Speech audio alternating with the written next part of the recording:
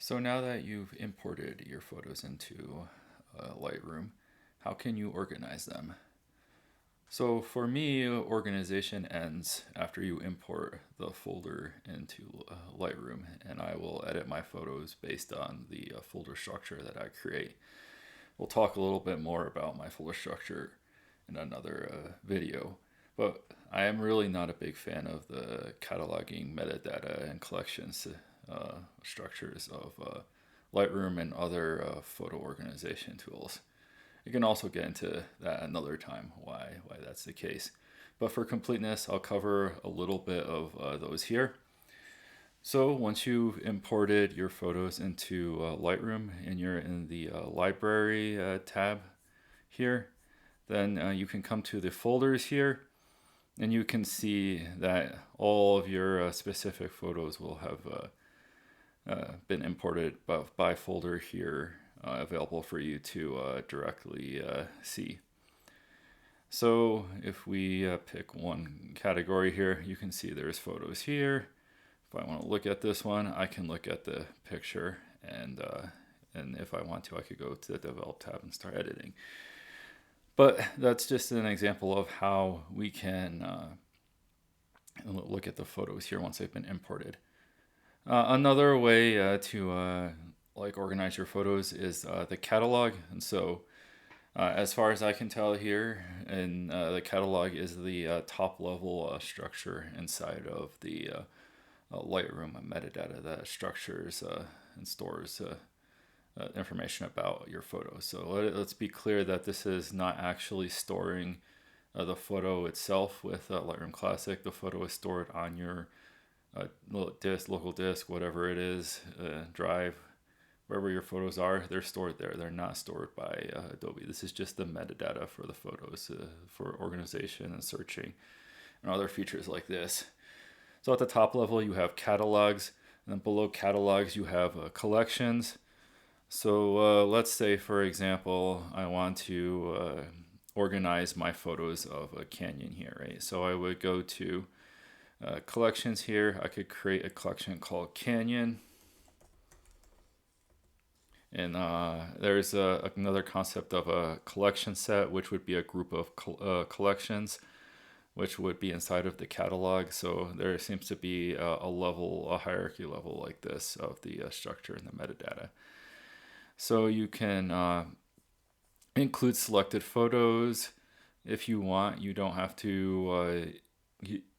You keep the file the same, so you can make a virtual copy of the file. So since this is all metadata, you can have two copies of the photo in your catalog, one in your main editing location in the catalog, and then another in this this collection.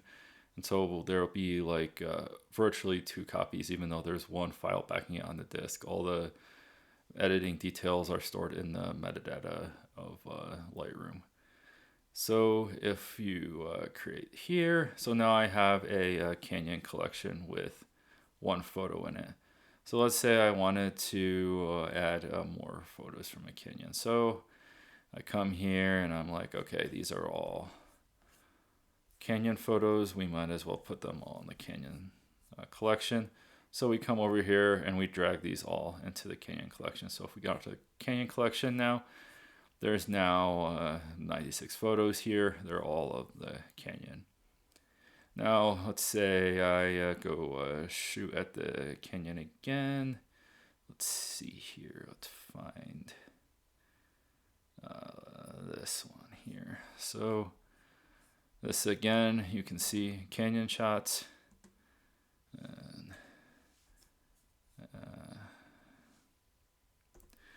we go here if we want to select all the canyon shots and drag them into the canyon folder here, right? And then there I see that all the photos are now included in that collection, right? And to be clear, right, like this is not making a copy of the photos. Like, it is making a reference to them in a collection. And so if you go edit this in the collection here, right, if we pick, let's pick one photo here. Let's go with this photo here, right? It doesn't look like it's been edited. So if we go to the Develop tab here and we do something ridiculous like this to make it look silly so we can easily find it again, and then we go over to the Canyon directory here. Let's see, which one was this? I think it's this one. Let's see here. Yeah, so here we are, we found this. So this is the same photo, right? And you can see that it's way overexposed and blown out. And if we go to the Develop tab, you'll see that the edit is exactly the same. So we have the same reference to the photo here. And if we had, instead of actually just dragging it over, we had chosen to make a virtual copy, then we could have had one editable copy in the collection and another one in the directory. So that's just kind of an example of how collections work. So obviously, if you had a bunch of different like photos of a specific topic that you wanted to subcategorize, for example, if you wanted to take photos of like waterfalls, you had waterfalls in Illinois and waterfalls in Tennessee and waterfalls in Oregon and waterfalls in Colorado, right? Each of the states could be a subcategory in the waterfalls collection set. So that would be another way to organize your photos. But yeah, like I was saying in the beginning, basically for me, organizing my photos in folders on the hard drive is good enough. The structure works really well. I have a pattern that has worked really well for me, and personally, I would recommend that you follow that unless you have good reasons to be like searching through your photos for whatever reason. So yeah, this is a quick overview of the catalog organization.